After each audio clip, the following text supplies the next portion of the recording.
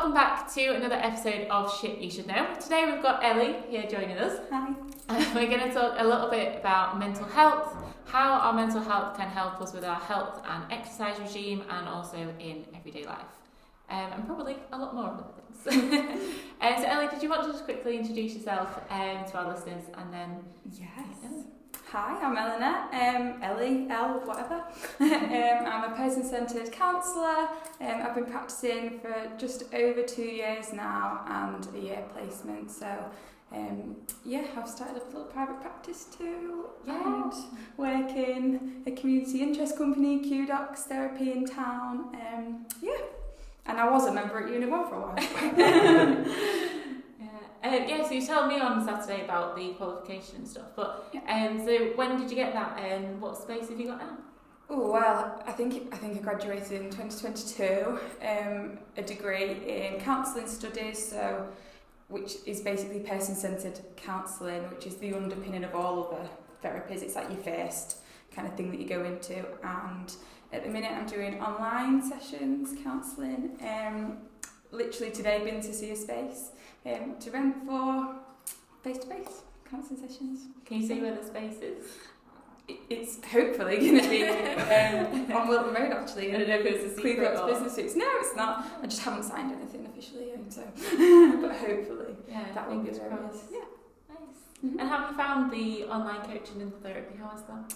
Good, really good. I think because when I was training at uni, a lot of my placement hours were online because of COVID. So it was a little bit funny when we were supposed to be doing like therapy, what you think it's going to be, sat in chairs and not very, and it wasn't because of COVID. So going back to then online in actual practice was kind of a bit more comfortable than I thought it was going to be, and a lot of people want it still after COVID.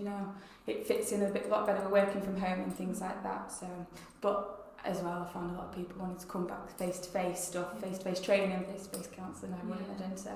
Yeah, because you get a bit sick of just doing online meetings all the time, don't you? Then have something like therapy or exercise that's online. You're like, I just want to be face-to-face. Yeah, in the actual environment, I think, it's easy at home to get distracted. I suppose home workouts as well, it's easy to say I'm not going to do it. But if you go into the gym, you're going to really engage. And I think it's the same with therapy for a lot of people who like to come in and really engage properly. Because online, you might be kids coming in or something, it's a bit like edgy. Is that the idea of the new space then, to be able to get people to come to see you face-to-face as well as online?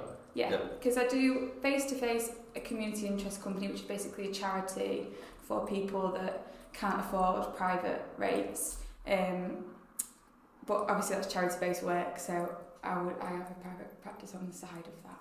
Yeah. So both face-to-face, but one for one kind of client base and one for another client base.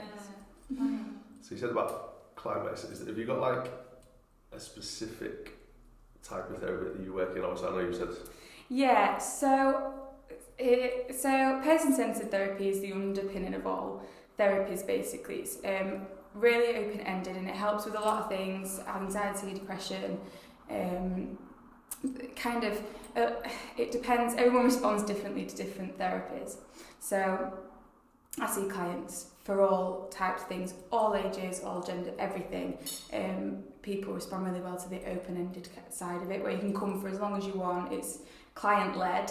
So my kind of ethos, person-centred therapist ethos is that the client's the expert, and it's totally led by them, so they get to decide where the therapy goes.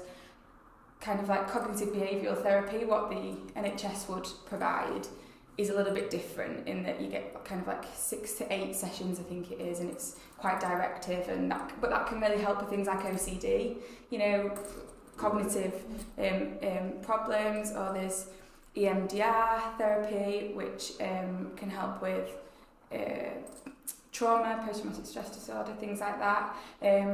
All of them work for kind of a bit of everything, but it just depends what you respond better to. So it's worth giving a few a try, I suppose, or researching what is proven to be best for the issue that you've got, and making an informed decision. Do different therapists, would you say coaches, more therapists, isn't it, than coaches? Yeah. Would you say everyone kind of goes in their own way, or do you kind of have a little dabble in each type of therapy? Or So we would call it integrative therapy, where you kind of, so person-centred based, but integrate little bits from different bits of knowledge from different theories. I mean, this all sounds very official. I don't work very in kind of in a net, or a lot of people do, and other people really like that, you know, really structured working.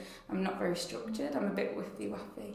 I'm sure you guys well, I guess you've got to go off what the client wants. Well, exactly. It's the same with personal training, isn't it? Like, there's the textbook this way or that way, but it's like, well, going off what they're doing. Yeah, it would be funny to have, I suppose, like a camera in every, like if I could see the version of me in every session, it would be so different, because people respond differently to different things, and I kind of mirror what my client's giving me. So if they're very, you know, wanting it to be, you know, they'll come in and kind of not even sit back and kind of sit up like that. I'm very much like that, and there's some people that come in and kick off the shoes and lay down, and it's really relaxed.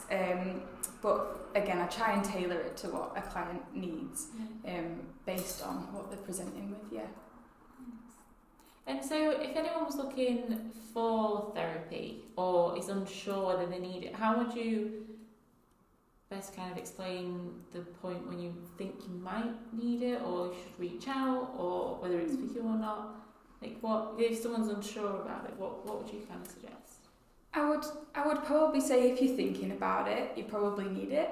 Yeah. You know, I don't like to say anybody really needs therapy. I think we could all really do with it. I think it's a funny culture that we've got, in that we would let ourselves get really ill until we do anything about it. Like, we let our back get super, super bad until we say, guys, I need some help with my back. You know, it's like we do that with our mental health. We let it get really, really, really bad until we kind of have no option but to intervene.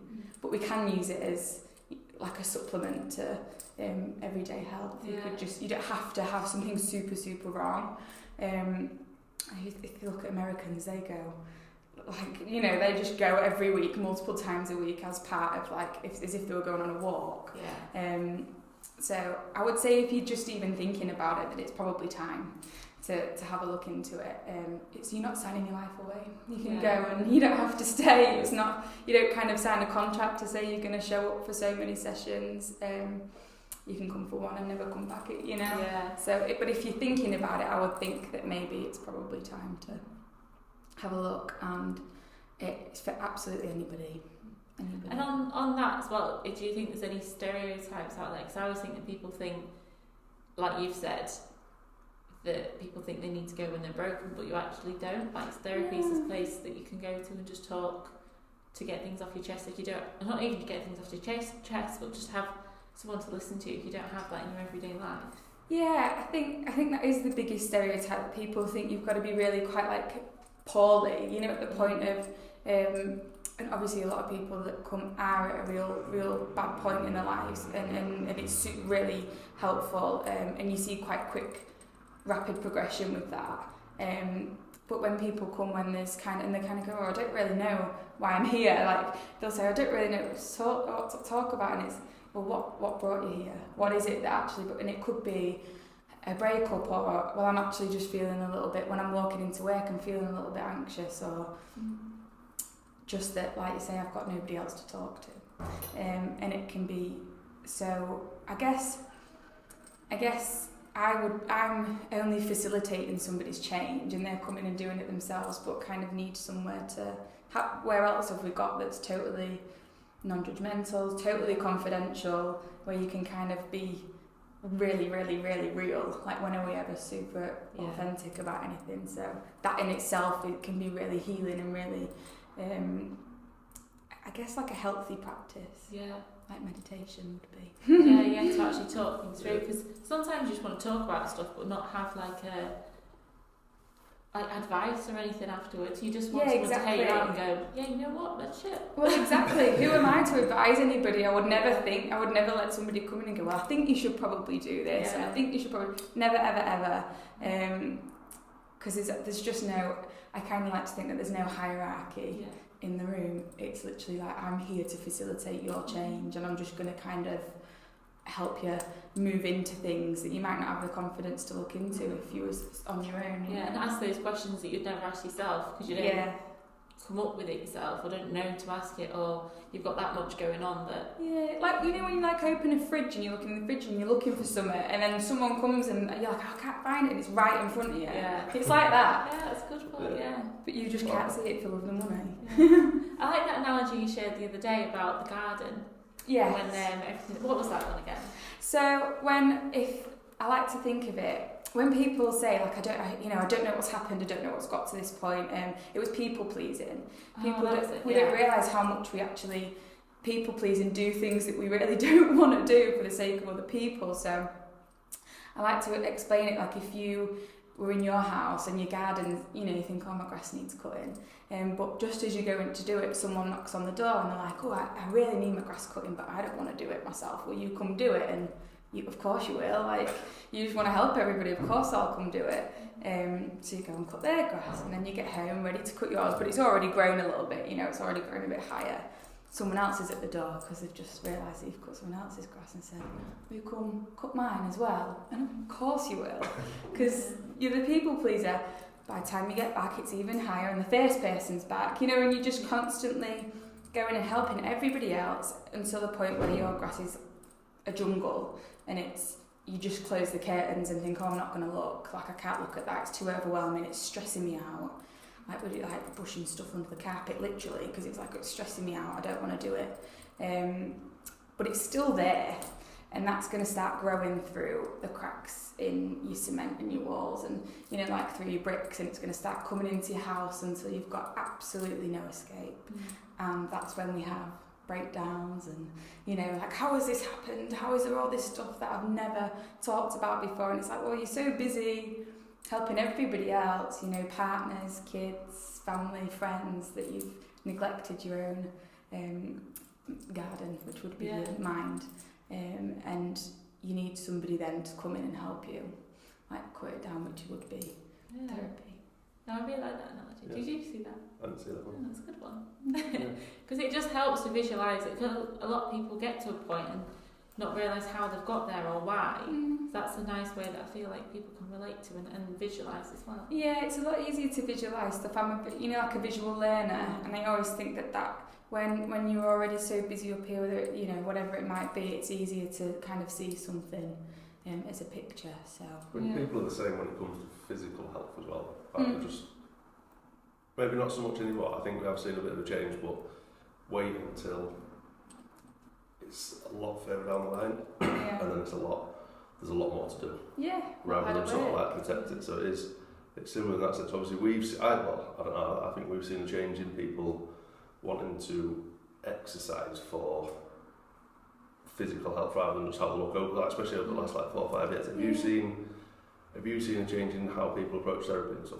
Yeah, definitely. So it becomes more of like a maintenance thing. Yeah. Like when people come to the gym and they're already pretty fit and healthy, but they just want to carry on that kind of stay there. They don't want to get any worse or get any better, get any slimmer, any fitter. It's just a maintenance thing to stay well, because they know it's something that keeps you well. A lot of people will come to therapy for that. It does get to a point where I'm kind of like, this isn't therapy anymore. You really don't need to be here. We're just sitting and having a chat. Well, that's what that can help. And just make sure you're not wasting money. It's okay, you don't need to be. But it's not very often, because there's so much stuff in life. Do you know? There's so much stuff. Like you might get to 1 week and think, oh, I've really got nothing to say. And then the next day something really horrible happens and you're back in next week like, oh God, don't leave me, I need to come back. And it's, but yeah, definitely more like a maintenance thing than a rescue remedy kind of thing. That's what, just going off what you were saying, we've noticed with people don't just want to exercise for a quick, I'm going on holiday. More people are coming in saying, I actually want to change my lifestyle. And I think it is from COVID and people realising that health isn't for your holidays and your bikini body, but it actually gives you such a benefit in fighting viruses and staying well and keeping just healthy and fit in general. And when we all had that experience of being so contained, people actually want to do something. I think that's the time that I started exercising. Yeah. I made Brad take me out on a run, and you realise how nice it was to be outside, didn't you? And it was quite a humbling experience when you realise like how much you value being actually outside. I think that is the actual point where I started exercising in like for my entire life. Yeah, because it was allowed that 1 hour a day, wasn't it? Yeah, and I was taking it. I guess that's what everyone was doing as well. Like, even if you didn't exercise at all before, everyone was going for a walk because it was all you could do. Yeah. So then people tried to maintain it, but like now, because it's been a couple of years since, we get a lot of people saying, "Oh, I was really active in COVID. I was doing my home workouts and everything." But now it's like the hustle and bustle of every day. It's like now we're going to try and merge those two lifestyles. Yeah. Obviously, with like speaking about like maintenance and stuff, therapy aside, is there things that you would recommend, like to maintain what would you call it? A balance of like just protecting your mental health rather than letting it slip. Well, that would be exactly a balance of everything, of exercise, and I really strongly believe, I think there's a really big thing around running at the minute, and everyone's running these incredible things and it's all amazing, but then I really feel for the other side, because I've been on the other side of like, there's no point in going for a run because I can't run 10k or a half mile, whatever. Going on a walk, like 10-15 minute walk, can really make all the difference to your day. And once you start doing that, kind of like minimal exercise and understanding how it really helps, you might stay in that kind of easy exercise zone, or you might really integrate going to the gym or going running or doing something a bit more, I would call it extreme. It's not extreme, but proper. Proper, making it a part of your regimen. Definitely exercise and being outside is it's scientifically good for your mental health, isn't it? It's dopamine and releases endorphins and things like that, so it's quite you can't really argue it's good for your mental health. I just think don't get stressed out about it. Don't be looking at everybody running half marathons, around 50 miles or something the other day, you've got to not look at that and think, oh God, I'm just not going to bother because I can't do it. I'll never do that. I don't want to. I don't let it pressure me, Yeah. And that's where people get it wrong with exercise as well. They do forget that, yes, exercise is very good for mental health and physical health, but it's also a stress on the body as well. If you go too far, then it can be detrimental to your mental health as well. Definitely. When you get stuck in this kind of like, I've got to do this much and all the time, it can become stressful. So the balance between things like exercise, like going out with your friends, always go out with your friends. Don't have to go out till 4 a.m. getting that's not going to do you very good. Sometimes it's not going to do you great if you're doing that every weekend. If you're not sleeping very much because you're on TikTok all the time. I love TikTok, and I think it's great when I get home and it really makes me switch off. I do have to remind myself not to sit on it forever because I'll be on it forever and then I won't sleep. And just the balance between just not going head over heels into something, not cutting something out completely, and just having an overall balance of everything, I think is the best way that we can maintain a healthy relationship with ourselves. This is why I have a bit of a love-hate relationship with watches as well, the trackers, because when people first get into running and say, I'm tracking it, I kind of go, I really don't want you to, because I don't want people to get worried about how far they've gone, what pace they're going at, how long it's took them, and then how many times they're doing it a week. It's like, I just want you to go and just enjoy the fresh air and just the fact that you are actually running, like you're not sat on the sofa. Exactly. And people get so caught up on what the watch is telling them that they're not just enjoying the reward of being out and going for a run. So that's why sometimes with all the tracking stuff, I'm like, just go out and just do what it is. Should we just do something for the sake of doing it instead of this kind of competitive kind of, I'm on walking at the minute, I'm loving walking. Just love it, and I'm out for ages, and I'm doing it with I'm always with a friend or with sometimes on my own with my headphones in, but it just feels so meditative, but I flip between all types of different. Sometimes I'm at the gym, sometimes I'm running, sometimes I'm walking, because I find it hard I get bored. I have to do little bits of everything and balance it out, so I'm not getting stressed about not going to the gym 4 times a week. I go maybe 2 or 3 and it's okay, and walk in between. And well, you guys really taught me that you don't have to be in the gym for hours and hours. You can go and it be effective, and you don't have to be absolutely dying. Because I heard some people the other week, they was like, my friend was in there for an hour and a half, 2 hours. I'm like, why are you training for that long? Like, after 45 minutes, I'm like, I've had enough of this now. One, I'm tired, but and I two, would never have known that. I would have thought you had to go Yeah. for it to be worth it. I wouldn't have known what to do, to be fair. So, but it definitely taught me a balance of you don't have to get dead stressed out about it and like go really head in like straight away crazy on it. You can just do it nicely. Even in terms of the progress as well in the gym, like I said about the running not getting faster, but in the gym people are straight away like, I need to be lifting heavy, I need to be training more often or longer workouts. It's like you can just enjoy maintaining, and just the fact that you are maintaining your muscle, and even though you are still growing in a weird way, like neuro connections and the muscle fibers and everything, and confidence, and just the actual maintenance of keeping your heart rate going and blood flow and all those are the benefits that come from it. It's crazy. People are always chasing the numbers and progress that you can kind of see, not progress you can feel. Yeah, and they do that. People do that in therapy too. Like, I come for the first session and go, "What can you do? What can you kind of give me all this stuff?" And go, "What can you do for me?" And I'm like, "Whoa, whoa! We've got like 20 years of trauma to go through this. Like, it might take a little while. You might feel worse before you get better. Like, you ache, don't you? Like crazy when you just first start exercising properly. And it's kind of like that. Like, you're aching for weeks, and then it kind of gets a little bit better. And the more you do it, the easier it becomes. There is a lot of overlap, isn't there? I didn't really think about how relatable it is. Exercise. So is there any other things as well that you would kind of suggest? I guess there's loads of things you'd suggest to people to help improve, but are there any key things that really do help? Yeah, well, I think in this climate that we're in, where we are literally go, aren't we? And it's phones and social media and comparing ourselves to other people. I was just going to ask you that. What sort of effect do you think that social media and stuff has on mental health? I just think it's so much worse than we realise, and I think I'm really bad for it too. Like, I really catch myself out on it all the time, and it makes me realise, like, I wonder how other people must be really, because I'm practice mindfulness and I'm really not mindful all the time. So, but I think it really is a lot worse than we think. Like I said, I'm on TikTok all the time, and I see these people and they literally look like they don't look real. Stuff doesn't actually look real, and we still believe that it is, and we still believe that it's achievable, and for our day-to-day people. That's only going to get worse with AI as well. By the way. Yeah, exactly. There's literally AI influencers now, isn't there? Like made up people on social media that have got millions of followers. It's not right. It's not even right. Advertising brands and all sorts. It's mental.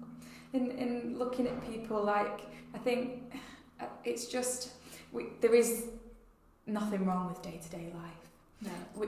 It's like, oh my god, everyone's on holiday all the time. I mean, I'm on holiday a lot, but I don't want people to look at me and think like, oh my god, wow, like, well, that's she must the be highlight reel, isn't it? Yeah, she must be so, like, that's what a life to live. Like, I have an incredible life. I work super hard.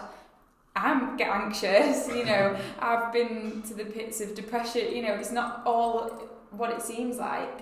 And we look at these people like celebrities and influencers and just think, oh my god, it's amazing. And money's a big thing now, isn't it? Like, everybody seems to have money. Do you find that, like, cars? Holiday? No one's going to Benidorm anymore. But that's probably because you don't see those highlights because they're not sharing them. Exactly. You only ever see the best of the best. Yeah. So everyone's got the best of the best, but that because you've not seen the other. And you're kind of sometimes you sit back and think, wow, I'm so behind. Yeah. That's the thing. Everyone thinks they're so behind where they should be, and the shoulds and shouldn'ts not allowed in my room. There's no we are or we aren't. You've either got a Range Rover and going to Dubai or you're not. And more often than not, you're not. And you're probably not supposed to be. Like, we just see it. We're in a constant state of consumption, overconsumption, that we're not understanding that there is a reality outside of that. What's your best advice for someone who is maybe doing that? Say if someone is listening, they are there at the minute, they're comparing themselves to other people on social media and stuff. What would your first piece of advice be to someone who come in to see it? Reduce time on Instagram and TikTok. Filter who you're following. really, it's mindfulness and being mindful of, if you're looking at one of the Kardashians, do you feel good? Does it ignite? Do you add value to your life? Yeah. do you look at that and think, wow, that makes me feel so good? Yeah. Some people it does. A lot of us it doesn't. It doesn't make me feel good. I feel good when I see, I just get loads of like baking stuff that come up on my Instagram. Loads of like different videos. All the time. And it's like, oh, I'm going to do that. And I've really, but it took me a long time to do that because, well, celebrity culture. I love celebrity culture. I love celebrity gossip and things like that. Still have to remind myself that isn't real. Yeah. I need to, if I'm looking at stuff, I want it to be my friends, family, things that make me feel good, or that at least don't make me feel like a piece of shit, which I think a lot of people get lost in, and they see it as like something to strive for, like a motivation. I don't think it is motivation. I think it's unrealistic expectations that are, and whose expectations do you end up living under? Are we living under our own expectations, or is it parents' expectations, society's expectations? Whose expectations are you living under? Because really, unless it's your kind of own balanced expectations, you're probably never going to meet it. And it's like swimming through jelly. Really difficult, slow, painful, you're not going to want to get to the end either. You're just going to want to stop and drown in it, aren't you? So that's what we end up doing. Yeah, because I looked at, I feel like I'm too far the other way. I looked at my account the other day and I've got like 200 and something people muted. It was like, there was a time where whenever someone was on holiday or doing stuff that I thought, I want to be doing that, because people post for those whole 7 or 10 days, but I don't want to see it right now, so I mute it, but they never unmute it. Well, you forget because you're not seeing it. Yeah. But obviously, if you're forgetting, it was never adding anything much of value. Yeah. Because I would just miss my baking reels. Yeah. I'd be like, where are they all gone? Yeah. But now all I get is like randomness content. I'm like, where have all my friends gone? Yeah, that's true. That's true. We're not even really in control of it anymore, are we? They're just shoving stuff in our face. Which is very weird, but it's for a reason, and I don't know what the reason is, but I would assume it's something to do with us spending our hard-earned money for something we're never going to get. I think as well with the phones is that they just keep wanting you to stay on them as well. Sure. So it's hard to actually put it down, and you end up losing hours. Sure, and I mean, we need them. There's everything on there. It's how we stay in contact, and that's important too. I don't think you should get rid of your phone and always on my phone, and I'm in contact. I speak to my mum all day, every day. But that means I'm also flitting between Instagram, I'm also flitting between TikTok and Facebook, and I work on my phone as well a lot, another job. So I am on it an awful lot. That's why I have to be really mindful of what it is that's on there, because I'm not going to get rid of it. That's so silly. Yeah. I'm not going to not lay on my sofa and scroll. Of course I'm going to. That's just, life, isn't it? But it's what I'm scrolling through that I want to be aware of. I think you just made a good point when you said if you're on it for work. That's, I think, why I ended up with so many muted, because I'd end up going on it and being like, oh, what are they up to? What are they up to? And I'm like, oh no, I need to actually get on with stuff. So I'm like, just doing like 10 things. Business. Yeah. Yeah. So is there anything in terms of what you do that you wanted to share as well in particular? Obviously we've been asking lots of questions, but is there anything that you wanted to share with us? Just put you on the spot there. Nothing so much, just that I would really like people to understand that therapy is not scary. Yeah. And that a therapist is a very normal person. Like I say, I'm an anxious Annie, like real bad sometimes. I've experienced being really super depressed, suicidal in fact, and I went to therapy, and that's what made me want to do it, because I understood how helpful it was and how much it can help someone, and it really ignited a bit of a passion that I didn't want anyone to ever feel that way, and of course I can't control that, but it's nice to be a part of maybe changing it for somebody. And I think a lot of people, we spoke about age the other day. I think a lot of people because I'm young, I hope people still think I'm young. I am young. Seeing you as really young, there's this life experience thing, like and I've had people challenge me on it before, like how can you possibly sit there like you've got no life experience? What, someone said that to you? Yeah, loads of times in my training, in work, socially, when I tell people what I'll do, like, you're young, like, how are you doing that? Like, but someone very specifically said to me, you've got no life experience. And I thought, what if they're right? I realised they're absolutely not right. I might have not as many years behind me as other people, but I've experienced a lot of stuff, and I think that's where the non-judgment comes in, and we all need to remember we've got absolutely no idea. Yeah. Absolutely no idea about people. And also, like you said, you're the facilitator, you're asking the question, you're letting the person with the experience do the talking and the thinking, like you're just 100%. letting them. I would never tell anybody how to. I would never tell anybody really how to. I would never say you need to do this for your mental health, and you need to do that, and this is what we have to do to fix. I don't think we're problems to be fixed. I don't think anybody that comes in is a problem that needs fixing. So you don't really need to be a 70-year-old. We always laugh at work with. We always expected to wear like a cardigan and like a floral butterfly, like, like a beaded jewellery, and like really look a certain way, and be of a certain age, and it's really not important. It's really not important, and I would challenge you, like if anybody's thinking that about, just challenge yourself on why you feel that way about therapy, and what is it that's made you think that way, because I would assume that it's something that isn't really, probably telly, and films. It's actually a really comfy place to be. Hopefully, alternatively, if you do go to a therapist and you're not comfortable, that's totally fine too. And I always make that really clear. If you don't think that you're connecting with me, because there does need to be like there needs to be an open form of communication, it ain't going to work. We need to be able to be totally open with each other to an extent. If you're not feeling that with your therapist, that is totally okay, and they will hopefully understand that, and you can say, actually, I'm not quite feeling this, I'm not vibing with this, like I need to find somebody else and shop around. And same with PT as well, isn't it? It's like, just if you don't gel with that PT, doesn't mean PT was the wrong decision, it just means exactly that. And your PT or therapist might be thinking the same and go, actually, I think you need to, they'll probably know of someone that you'd prefer to go to, because we all have different things that we like, personalities. And we do signpost it, because some people come to me and I know that I fully can't work with that, like that isn't my... If someone comes with like a certain trauma, I would not ethically be able to work with that, so I would signpost to somebody that could. I would never leave anyone high and dry. No therapist should. That's another thing I would also say. Check your therapist qualifications. It's not a protected title, like PT, we said that, didn't we? It's not a protected title. Anybody can go online and call themselves a counsellor, and they might not be, so make sure you check. Just like with nutrition, there's a lot of rubbish videos out there and a lot of different opinions and ways of doing things, but just because it's out there on the internet doesn't mean it's right or the proper way of doing it. Yeah, it's quite scary, isn't it, really, that can happen, but it can. So just to wrap up with that one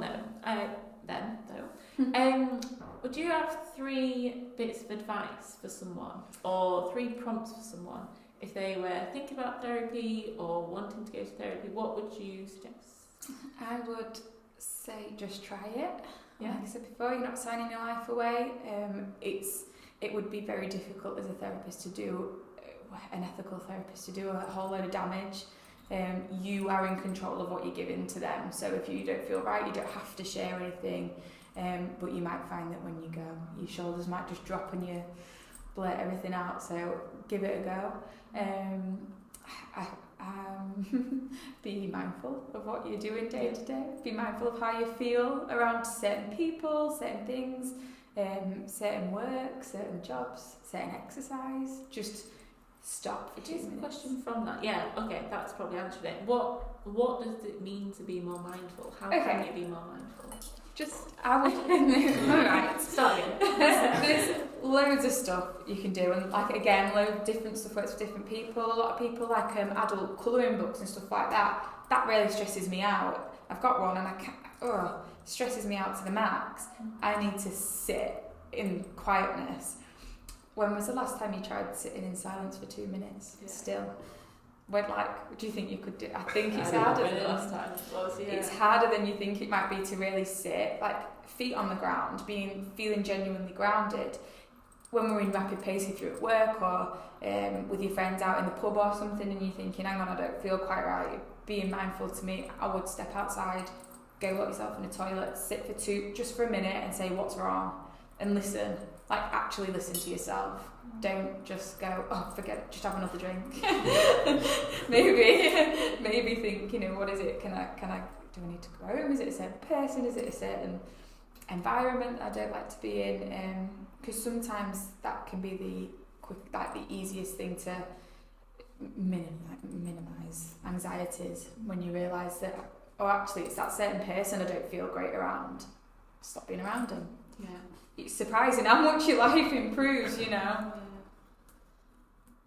So it was just go for it, be a little bit more mindful, which is stop and just catch those moments. Yeah, third, I'm not sure. Enjoy. Just try to get. I think just have some fun. Fun. Yeah. Fun is really important. Yeah. Any kind of fun. Crazy adrenaline stuff, anything that's going to make you feel, if you're feeling super, super depressed, you're struggling to get out of bed every morning, you're not going to want to go on a walk, you're not going to want to do anything like that. If you can have something that ignites a little bit of like, wow, I'm still alive. What did I do? I ended up jumping out of a plane. And that go do a skydive. But it was like, wow, I'm still alive. Like, thrilling. Yeah, something thrilling, or something if you can't even leave the house. A lot of people can't even leave the house. Something just a little bit fun that you might have forgotten that was fun. Baking, kicking a football in the back garden. Anything like that. I think it's in terms of baking as well, like just something that you're doing that doesn't have a purpose, but you're just doing for enjoyment. Well, yeah, we're always looking for purpose. You have to have a purpose in everything you do. It doesn't have to be productive all the time. No. Yeah. So it can go wrong. It always goes wrong, doesn't it? We say, but it's the process of doing it and kind of doing something that isn't on your phone, that isn't for somebody else or anything like that. Yeah, just a bit of fun. Something that maybe, doing something that I've got a purpose. Yeah. So doing something for the sake of doing it, because that's quite refreshing, isn't it? Yeah, I like that. That's good. Well, if any of our listeners wanted to find you and get in touch, or look at your Instagram page, that's really good. How can they get in touch? Well, like you just said, I'm on Instagram. Yeah. I think it's a therapy. Is it? What was it? Therapy L. Therapy_L, maybe. I don't know. I'm also on the BACP website. It's a directory, British Association of Counselling and Psychotherapy. Psychology Today, Counselling Directory. If you just search Eleanor Fairfield counsellor, it'll come up with everything. Email, text, direct message, whatever. Perfect. Yeah. Well, thank you for coming on today. Thank you very much. Hope everyone enjoyed the show, and we'll wrap up. Thank you.